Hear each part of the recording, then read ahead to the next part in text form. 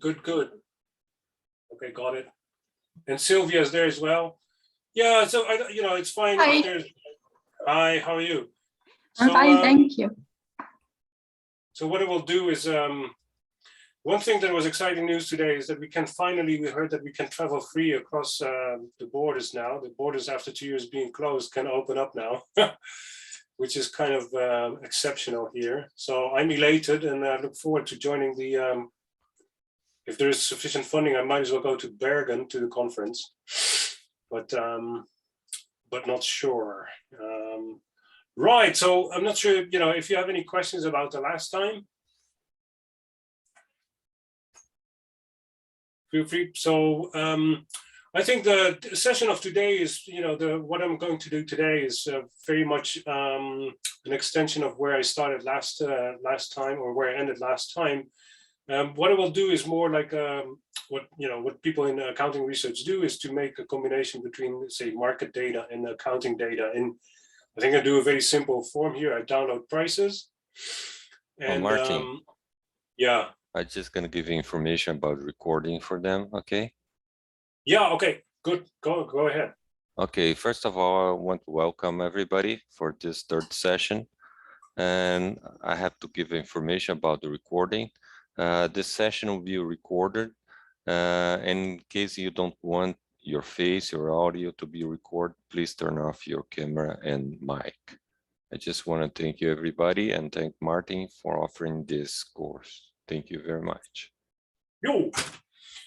So what we'll do here is download some price data and then combine them later on with some accounting data. Hi, Pia, and Ujjal is there as well. In the absence of access, the idea was for the EAA to offer, something that is for free, so that doesn't force you to have a subscription, or your university to have a subscription on WRDS or CRISP. So there is a module in a Python module available called Why Finance, and let me see. There was some tool. Hey, Dutra, what's the name of that tool with the marker? Epic Pen. Oh no, I don't have Epic Pen. The other one. The Zoom it. Okay, so I'll do the Epic Pen. Yeah, so the module that you need to download prices for free from Yahoo is Why Finance, and you can install that if you run it from your Anaconda prompt. I was amazed by the speed with which it downloads data. And so it downloads price data from Yahoo, and I can use that for, in this case, to download price data from bank holding companies. Now, if you start, then basically you run the familiar preamble, like pandas and numpy. You always need that. To search the directory or the folder where your zip files are for the accounting data, you need glob, which is, I think, one of the best things that is invited for Python, just to trawl through a folder and absorb the files in that folder. And yeah, so for daytime stuff, and that is, I think, the highlight of today's session, is that the number of options and the availability of things that have to do with time and date, it's just staggering under Python and pandas. So what you can do, what you will see here, is that I'm going to download price data on a daily basis. Martin, are you going to share your screen? Oh, yeah, shoot. Let me share the screen. Ooh. Okay, let's do that. Share the screen. Here we are. So you should be able to see the shared screen. So what I'm going to do is, you have the screen now? Yeah. Yes. So what I will do is use the Why Finance module here, Why Finance.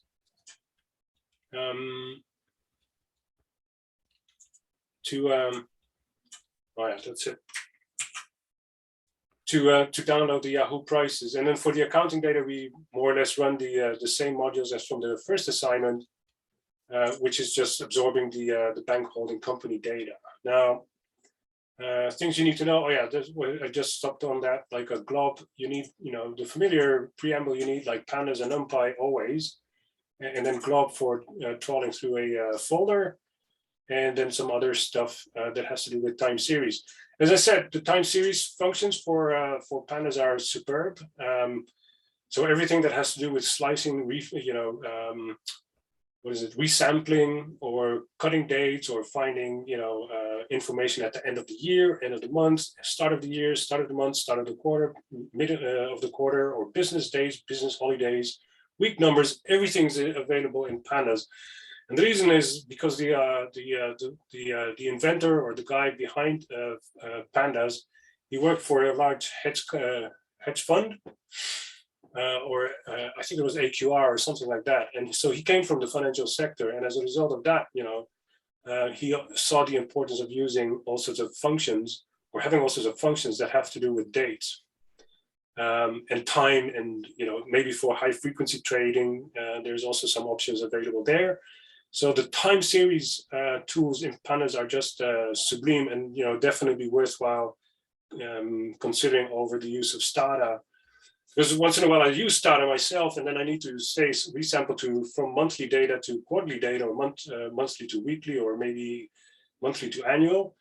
And then reshaping that in Stata is, redesigning the variables in Stata using these the commands is just not easy, and it is much easier under pandas in Python. So. The iFinance module, I recommend you read the documents for that, but it's kind of fairly straightforward. It relies on tickers of banks, the bank tickers, and I have a list of, I have a list of bank tickers, and for these tickers, and there's 449 of these bank tickers.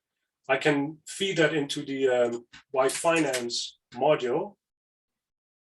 That's this one, yFinance.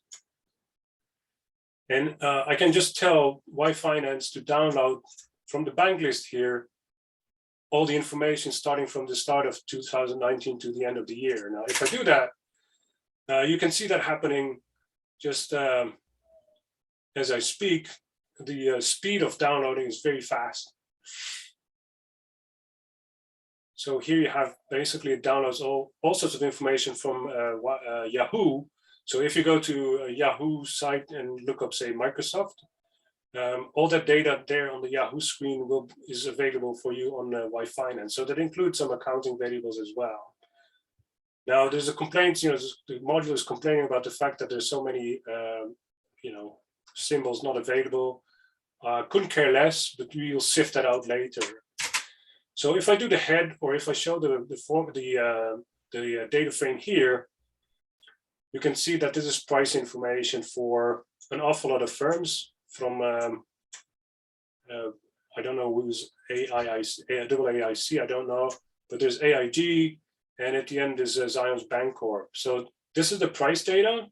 And one of the things you will notice here, and that's kind of the strength of pandas as well, is that there is a field called adjusted close, and then at the end of the data frame there's a header called volume.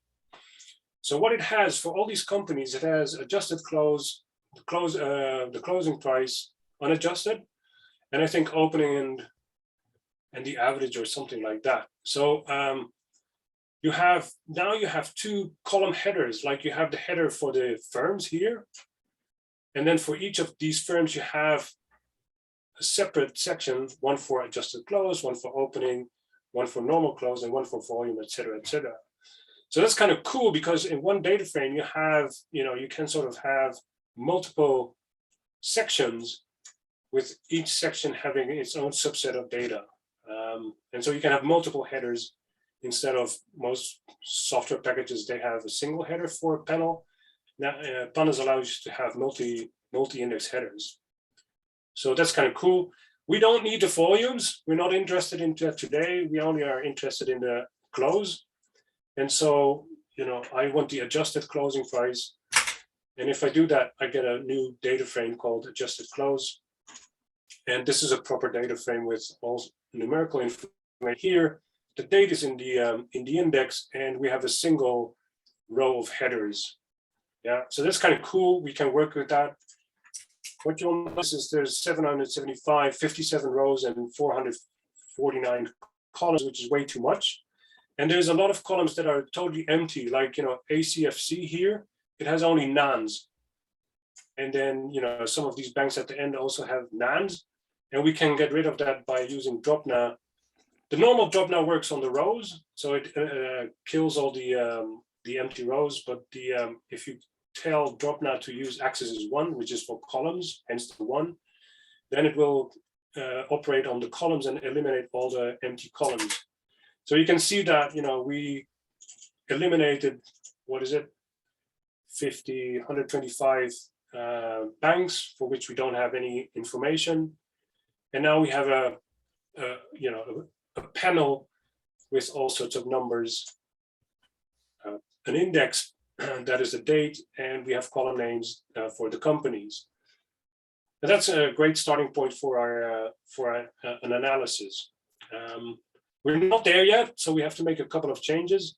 The data is fine, but the shape is kind of unworkable in that we prefer to have a shape with the firm names as first column index or index column and the dates as a second index column.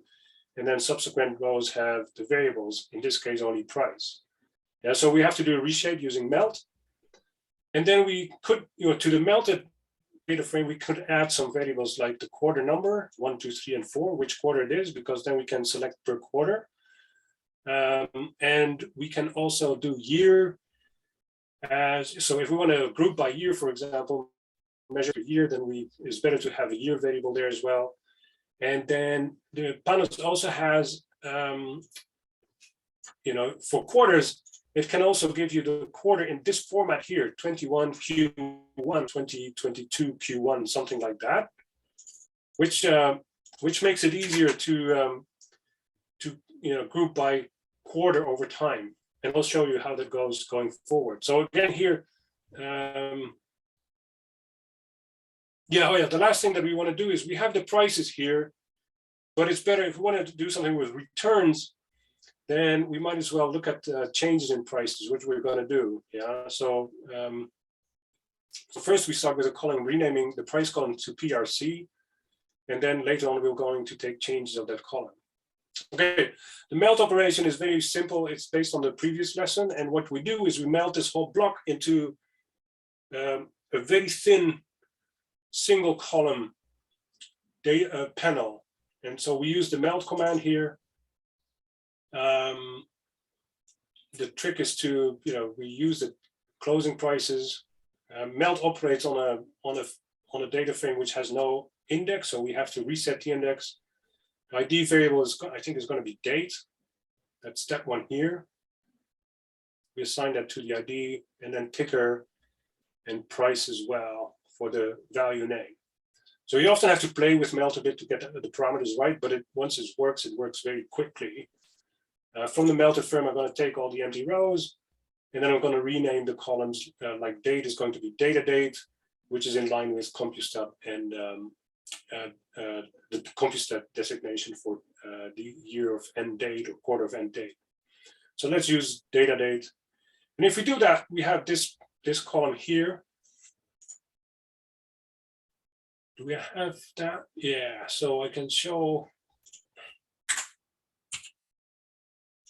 DFM. So it's about 236,000 rows and 5 columns in that melted column or in that melted data frame. So there's a lot of rows there, and so we probably have to do some grouping to reduce the frequency or whatever. So we have to play a bit with the frequency of the data. Before we do that, given that we have only one variable of interest, price here, we can just, for the entire data frame, we can add other columns as well with great ease, like DFM. We're going to add a column number for the year. And for that, you need these commands here, like DFM data date.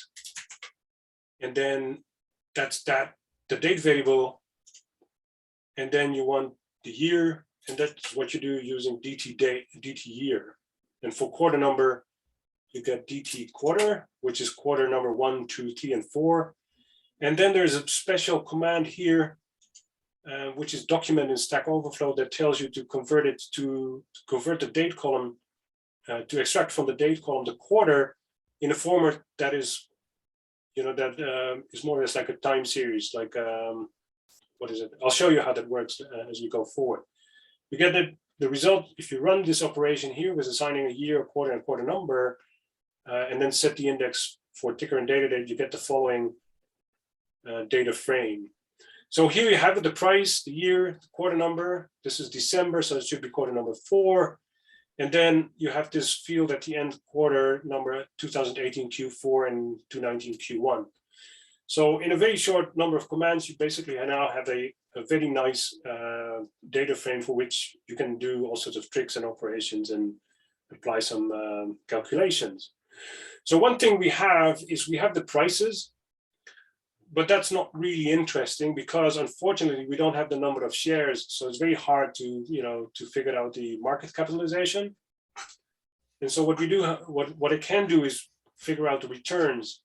And we don't have dividends. We may have it, but it's complicated to get the dividends in. So I ignore that and I just calculate the returns as the percentage change in price. It's not perfect, but it gives you an idea about the returns on one of the companies, or the returns of the banks on a per day basis. Yeah, the trick to do that is to use the function called percentage change, PCT change. And I'm going to show you that for Bank of America how that works. So what I want from the melted column, I want the price variable, PRC. And from that column, I want the percentage change. And I'm going to demo that for Bank of America called BAC. So if I do that, I get the percentage change in the price over day. So this is basically the daily price change for Bank of America. And that's a simple data frame here. Now going forward, if you want to do accumulation of returns, it's better to add 1 to these percentage changes, and then you can do that by just adding pluses 1, and then you get the returns, daily returns plus 1. That makes it easier to make also the further calculations, like calculating the cumulative product over time. So what you do is you multiply all these numbers together, and then you get basically, if you just take away 1, then you get the cumulative return over some period. Yeah, so this is BOA with the daily returns added to 1, and I'm going to multiply these all together, and then at the end I'm going to take 1 off, and then you get the cumulative return over a period. So if you do that, and this is what the result of the graph is. This clearly shows, the returns of Bank of America over time, with a large dip in March 2020, and then prices go up. And so, that's what we've seen. The banks have been doing very well in the United States, unlike the banks in Europe. And that is clearly visible using daily prices here, or daily returns.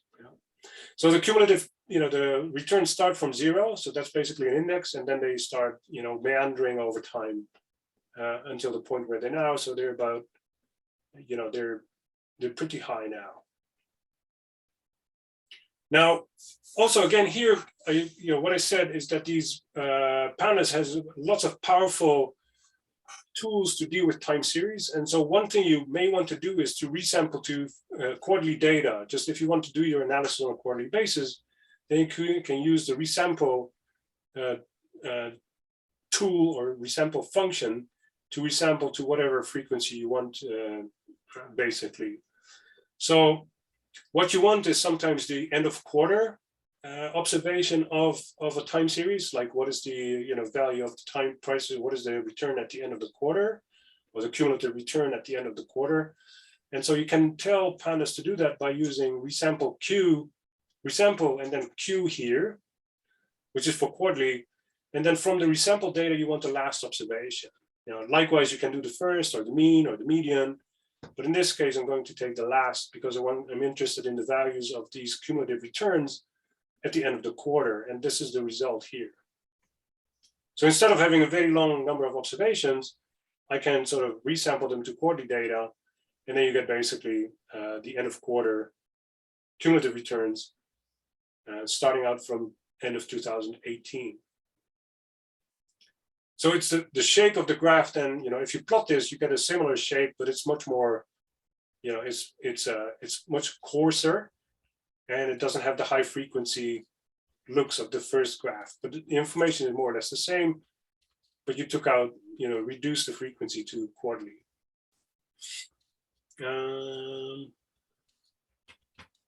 So this graph starts from 0 and then meanders from 0 until, and then, adjusts over time.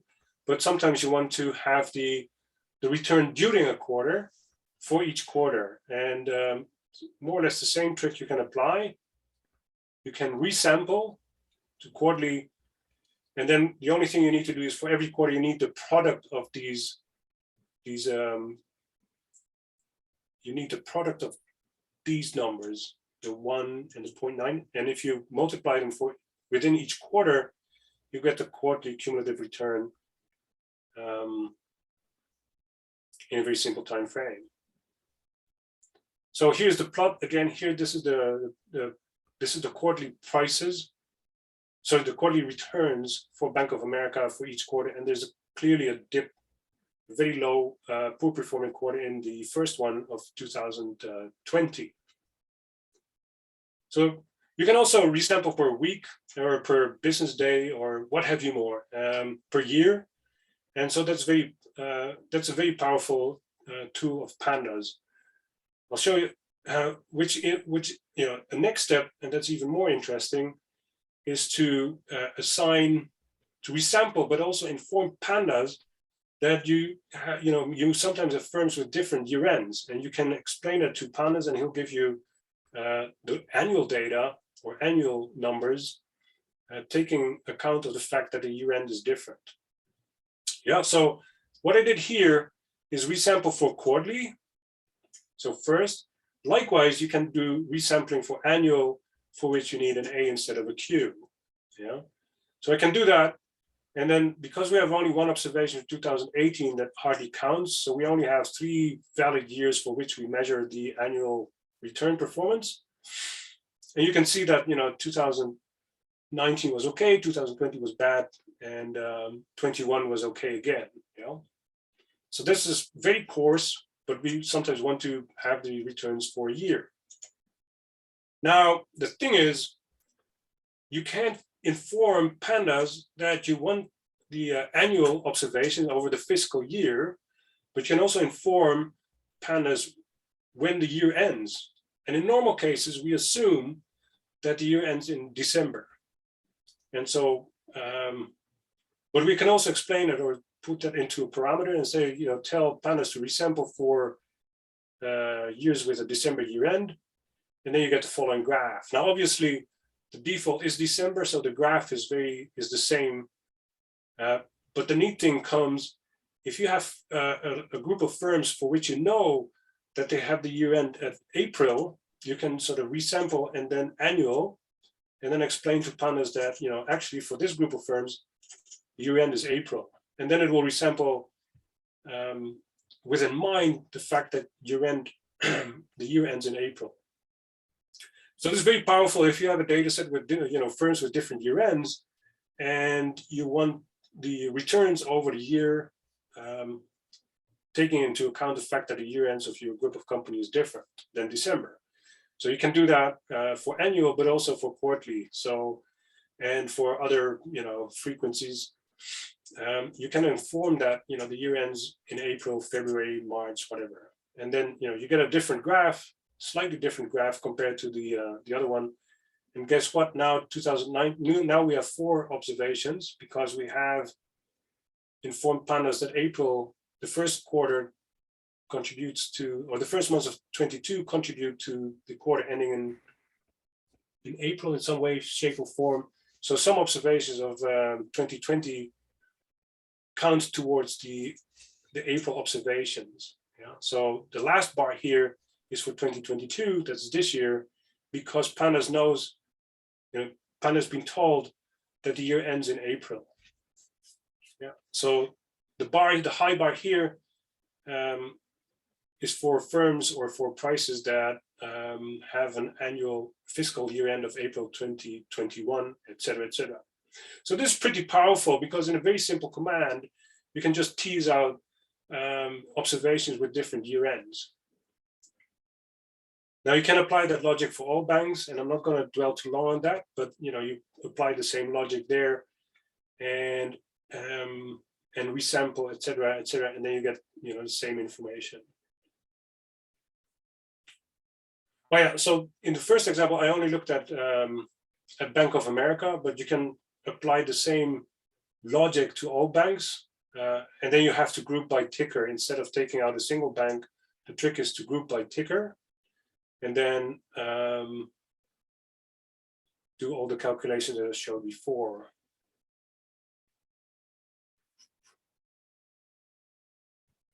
Just going through that. So I'm just doing this for 3 banks, and then the end result is the same information, but then for 3 banks instead of for all banks, and you get same graph here.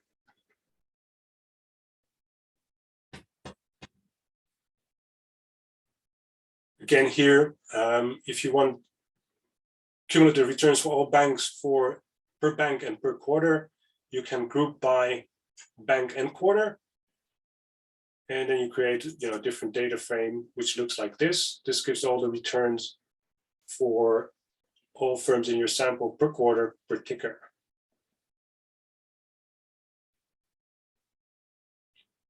Again here, using a bit of reshaping and stacking and unstacking, you can sort of produce a graph here that shows the performance of all these banks over time for each quarter. And again, all 3 banks are doing very poorly in the first quarter of 2020.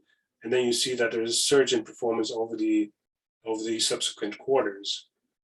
Yeah, so the main thing that you need to know from this session is that it's extremely easy to have a data frame and then start resampling to all the desires that you need for any type of quarter or time period that you need. It's only one simple command, resample, and then tell him, what does it tell pandas to resample using, say resample using a year or resample using a quarter. Easy as that. And so I prefer this clearly over say Stata or other statistical packages, because it's very simple commands that have very powerful effects on your on the way you deal with data. Okay, so once we have a data frame here, that I call it the data frame with all the banks. The data frame for all the banks is this one here.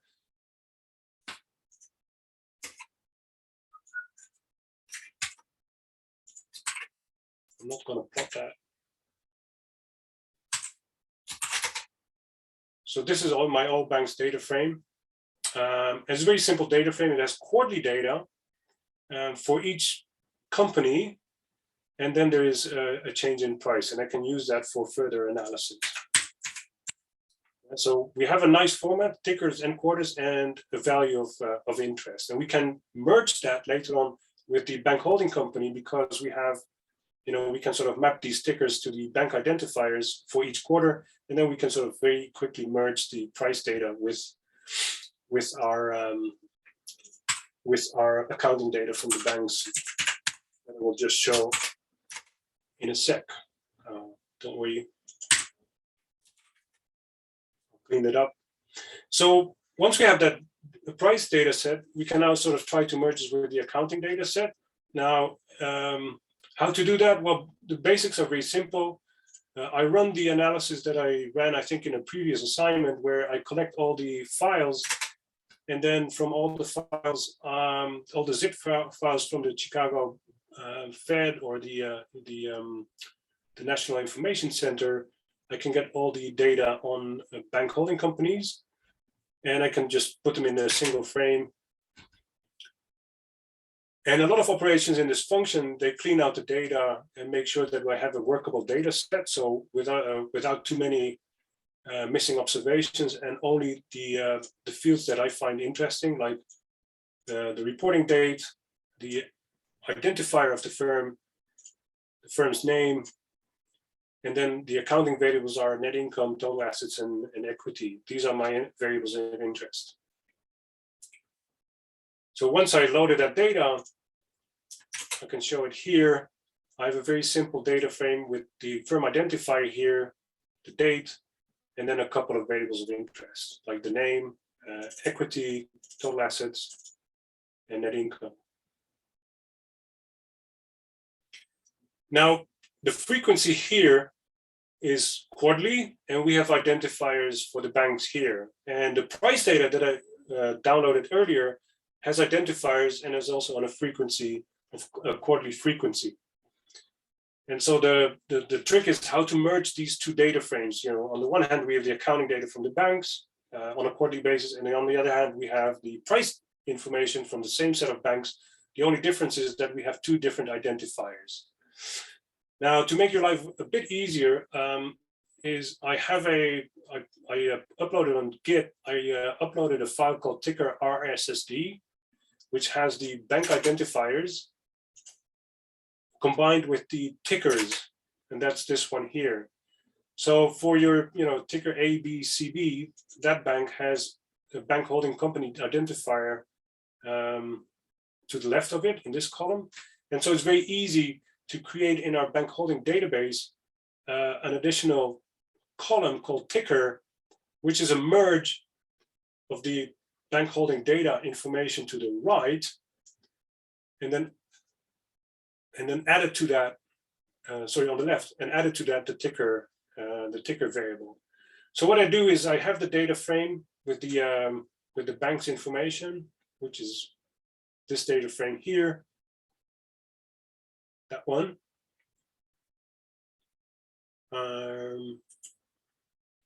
Right, okay, I'm gonna reset the index of that data frame and then set the index to the identifier. So now with the index being the identifier, RSSD 9001, that's the identifier. If that is now the index, I can easily join it with the tickers because there the index is also the same variable RSSD 9001.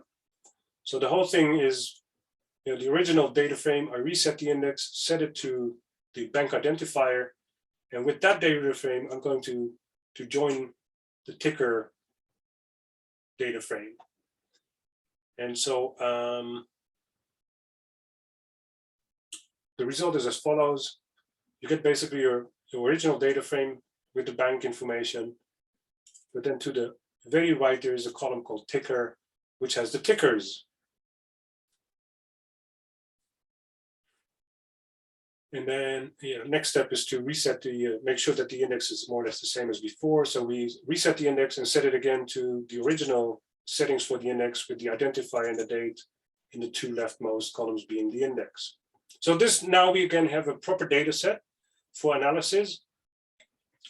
But before we start merging any price data, we're going to do a couple of things with shifting, which I think is not as practical as Stata. If you work with Stata, you can just take a lag by using an L and then a dot, and a change is like you take the difference with I think with a D. And so time series wise, Stata is kind of convenient. For pandas, you need a bit of extra work, but in the end, once you understand how it works, it's kind of handy. And the reason is, or what it makes kind of handier is that you have to think about you have to be very careful about the, once you start lagging and leading data or using lags or leads, you have to operate by putting tricks on the index. And that's the best way of dealing with time series. And that's what I'm going to explain here. So the command for taking a lag of data is using shift. So you have a data frame, and I can apply it to the Bank of America data frame here. BOA here, this is the Bank of America data frame. These are the values. What is it? There's a couple of numerical numbers. There's Oh yeah, and this is the most important part. The index is a datetime index. That's very important. Once you have a datetime index, you can shift the dates of the datetime index very easily and start shifting and lagging quite easily. So if you do shift, perform shift on Bank of America, what you can do is do it like that, shift, and then tell it to shift 3 rows or 3 months, something like that.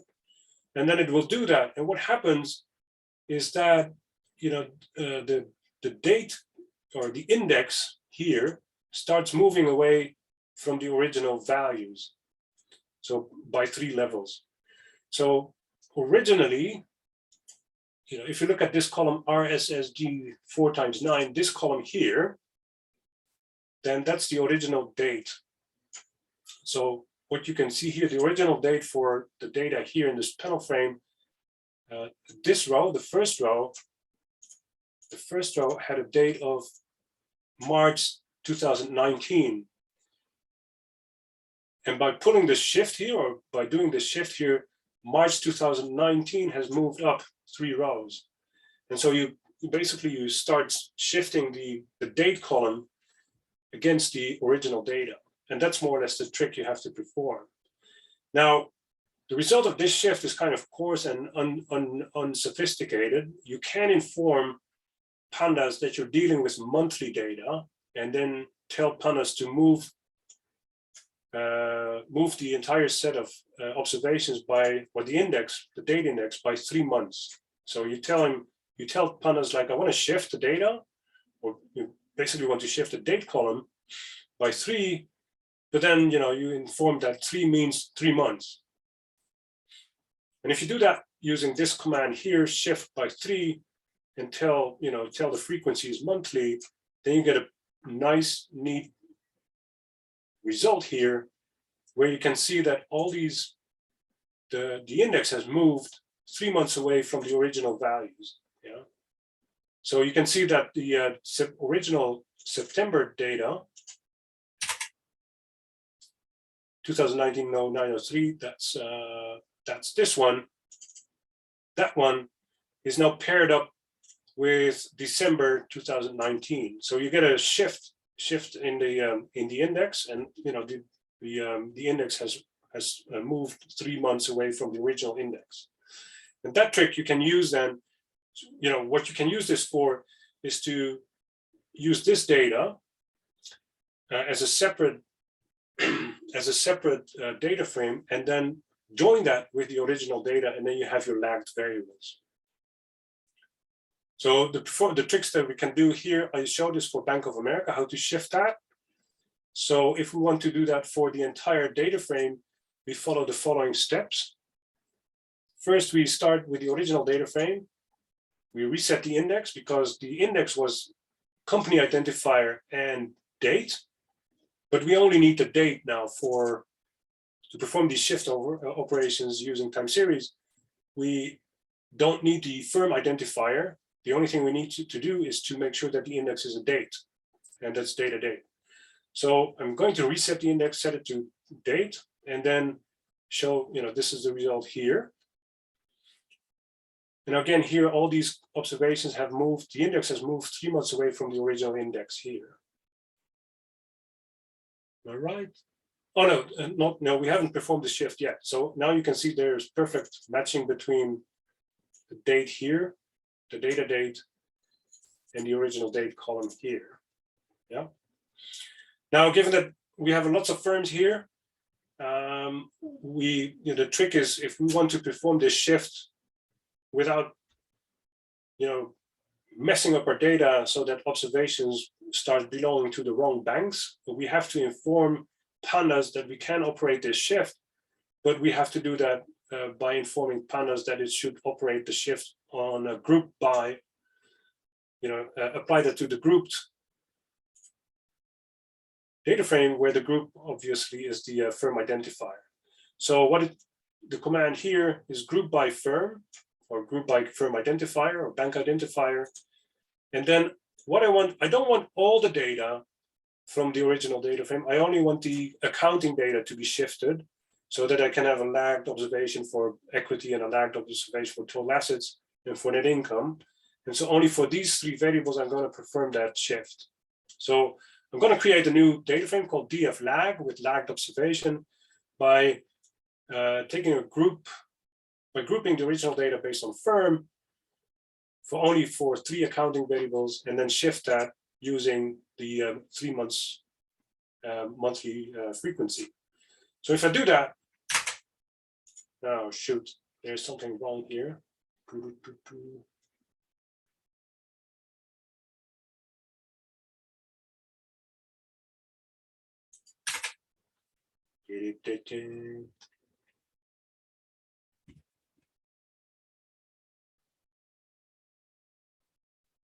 DFR.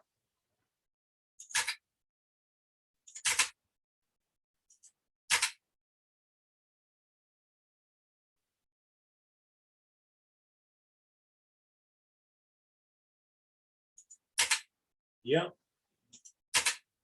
Yeah, okay, so it works. So after performing this shift, I now have a separate data frame called df lag, where basically all the variables are lagged by 3 months from the original data frame. So this is a separate data frame, separate from the original, with lagged accounting variables. But the index is compatible with the original data frame. So it's very easy to merge this data frame with lag data to merge it with the original data frame. Yeah, so you can see here, this is the lagged information. So it starts from, it has the first entry is June 2019. Compared it to the original data, that in the original data frame, it had March 2019 as a date. So what I can do is to use this lagged data frame to add it onto the original data frame, and then I have my lagged variables. So that is step 3 here.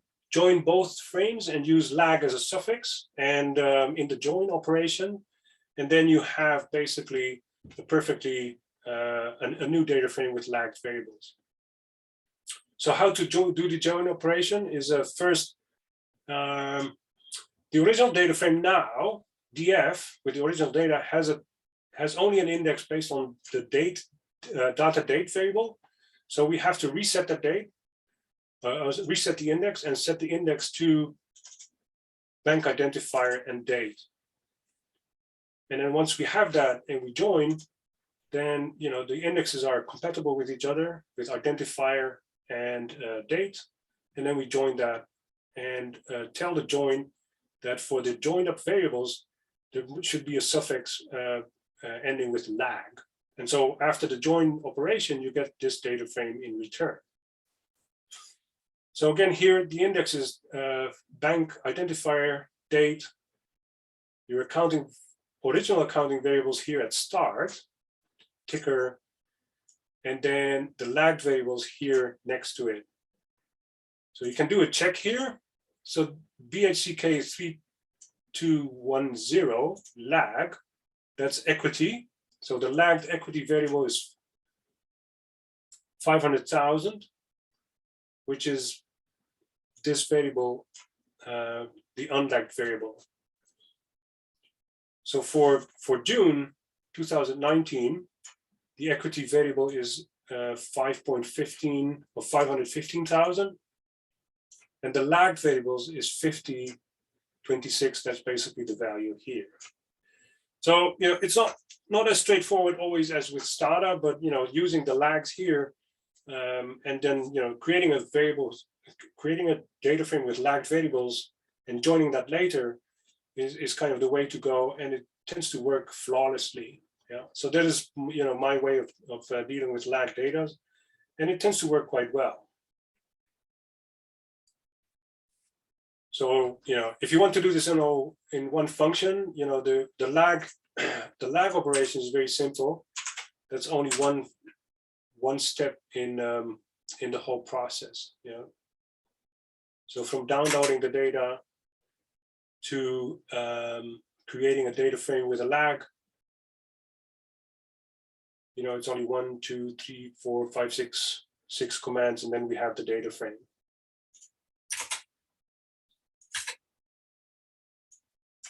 with lagged variables. Show right here. So again, equity here, this is your lagged equity, and this is your current equity value. So this is how you lag, and the same you can apply to forwards and for for other frequencies of periods. So we had 47 minutes. Okay, what we can do, and that's I think to answer the question is yeah, so I can do that I think in the last minutes is one thing you can show here with the lag data, you can now sort of create a return on equity variable where the equity is the mean of the current equity and last year's equity. So to have a sort of a balanced equity figure. So instead of calculating return on equity based on starting equity or ending equity, you can take the average of both equity values. Now with the lagged variables, we can sort of create an average equity value by, for example, taking the mean of BHK 3210 and of the lagged and its lagged counterpart here.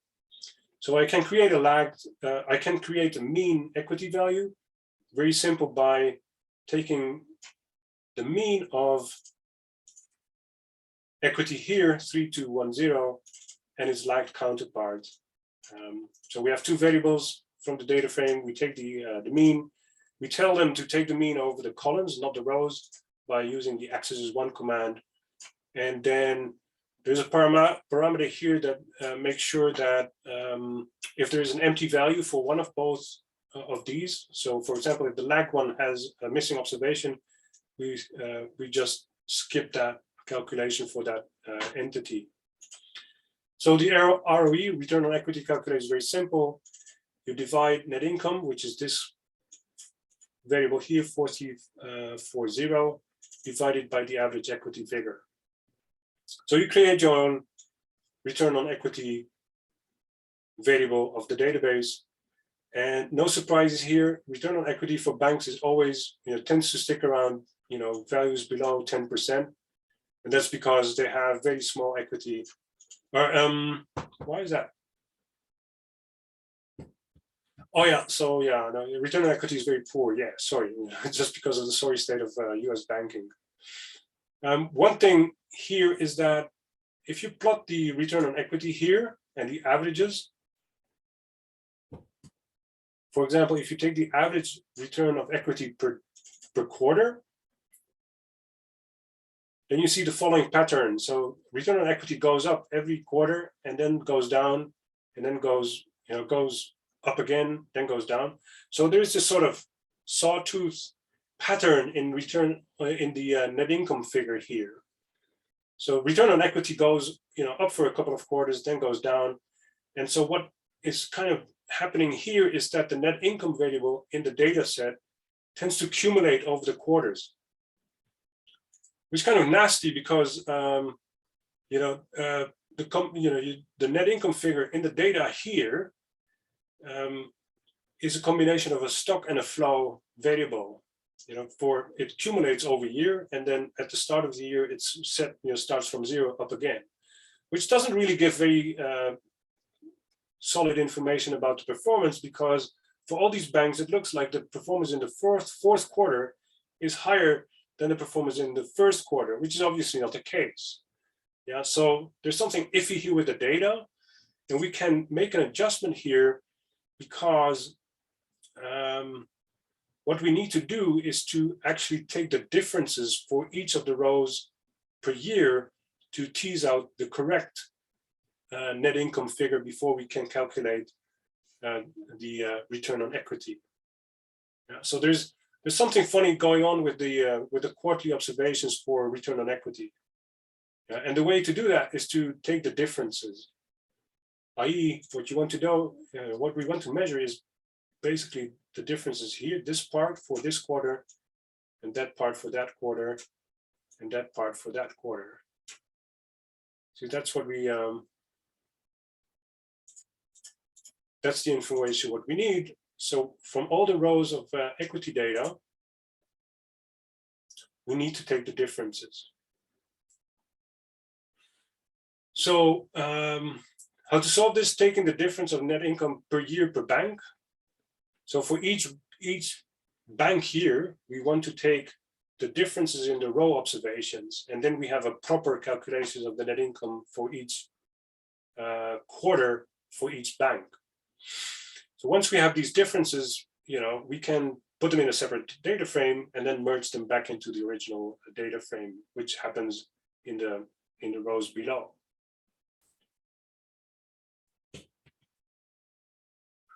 So we start from DFJ, which is our main data frame here. And what we want is take the differences between net income. What is net income? That's this one here. For one quarter over the other, and take the difference between these two quarters for every quarter within the year. Once we have the different quarters, we have a proper calculation of the true net income for that quarter of a bank. So how to do that is first we reset the index of our data frame. And then once we have set that, reset the index, we can use the data date of the data frame to calculate for that data frame a year, a quarter, and also the time series quarter notation. The result is the following data frame. If we do that, we have a very a data frame with the following additional information: quarters, quarter, year, and year. And the reason why we want year is because we want to, for every year, there's 4 quarters for which we want to take the differences. And so we need to explain to pandas, like, we want to take the differences between rows for every company for each year. And then use that information to calculate the performance per quarter.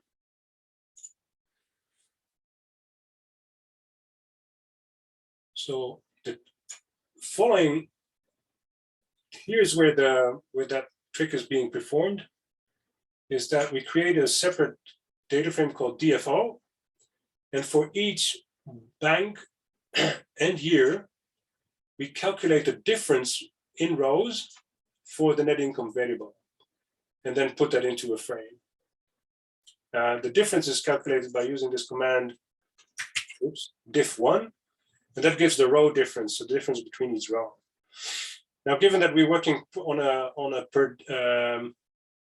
within a year, the first row difference is going to be a missing observation, because the first quarter has nothing to refer to. There's no quarter back for that year, and so there's a missing observation. But the second quarter shows the difference in values of net income between quarter 2 and quarter 1, and that's about 13,000 for this bank, 14,000 in quarter 3, and 14,000 for quarter 4. So we have quarters 2, 3, and 4 now properly populated with the correct net income figures by taking the differences in the rows of all these banks. So that new data frame DFO, with the first differences in net income, we can join that to the original data frame with a simple join command, and then we add a suffix like Q to make sure that it doesn't conflate with the original Q value. So what I added to the original database is now a column here called net income Q, which is the quarterly net income.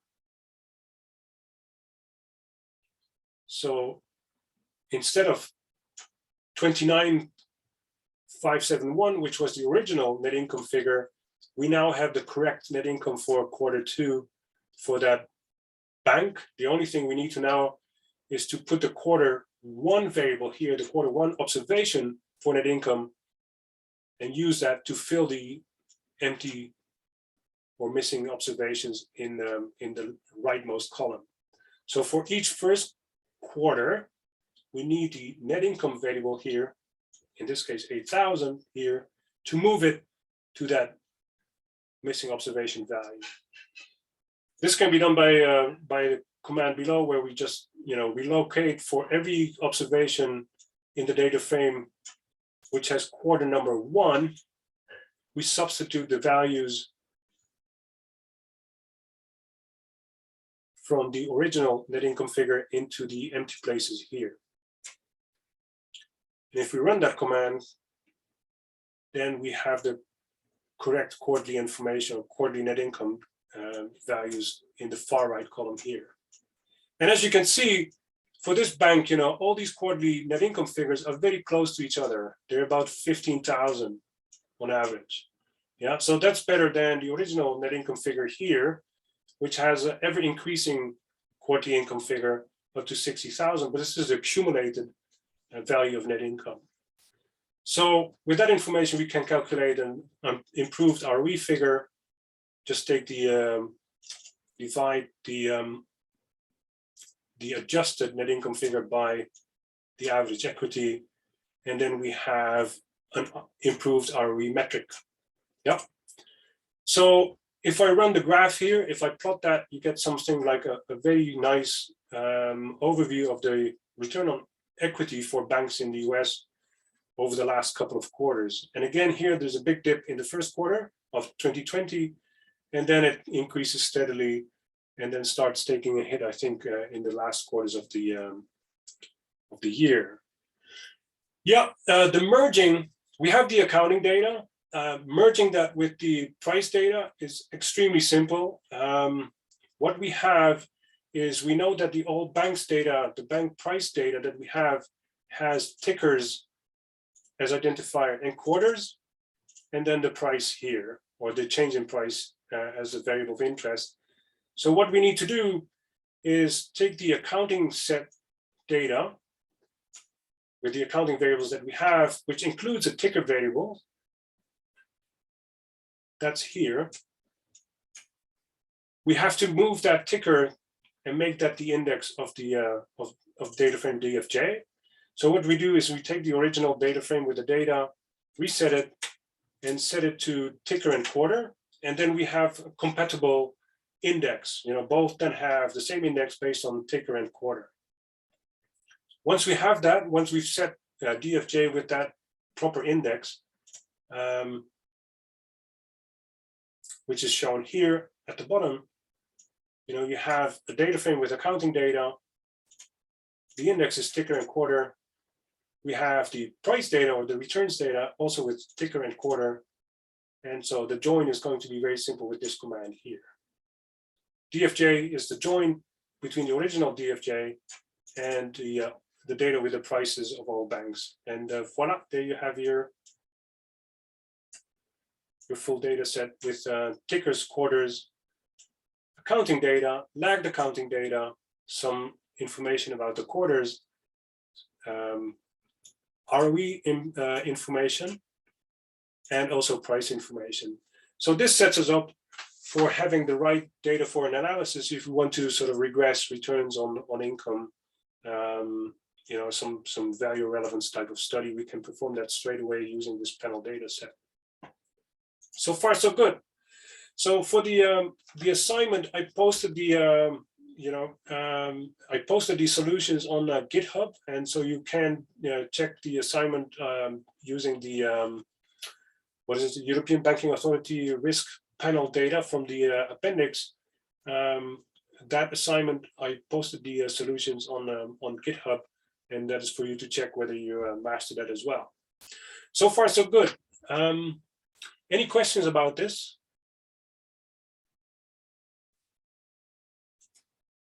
So again, here, as said, the most important things that you need to take away from this data, from this exercise, is that the possibilities of dealing with time series data and shifting and moving around data over time, resampling, are, this is just the top of the iceberg.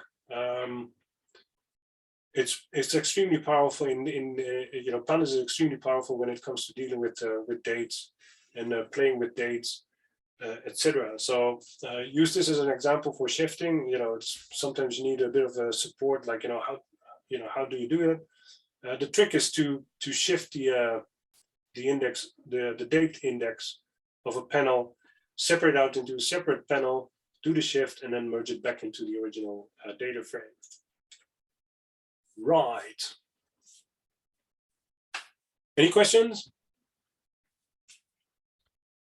No questions? Okay. There's some in the chat. So thank you for that. One thing on, there were some requests on whether I wanted to do something with text analysis, and I decided to devote the last session of Thursday next week to text analysis and to to web scraping, because to be honest, web scraping is one of the things that Python is very strong in, and it's kind of fun to do once you have a knack of it.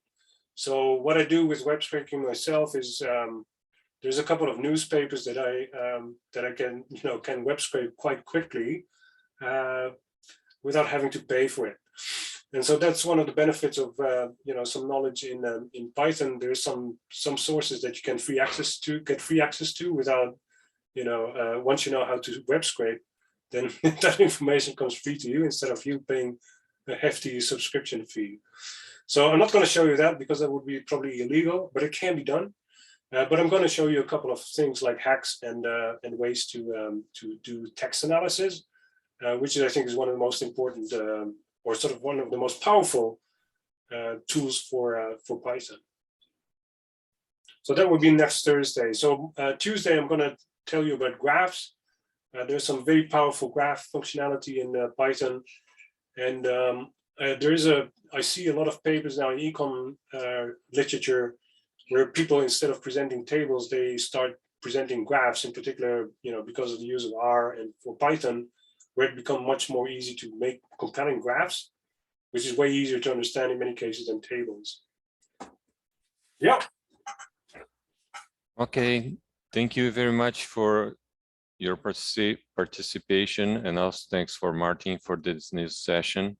Don't miss the next two sessions, and please register for it and tell your friends to do the same. Thank you very much. Yo.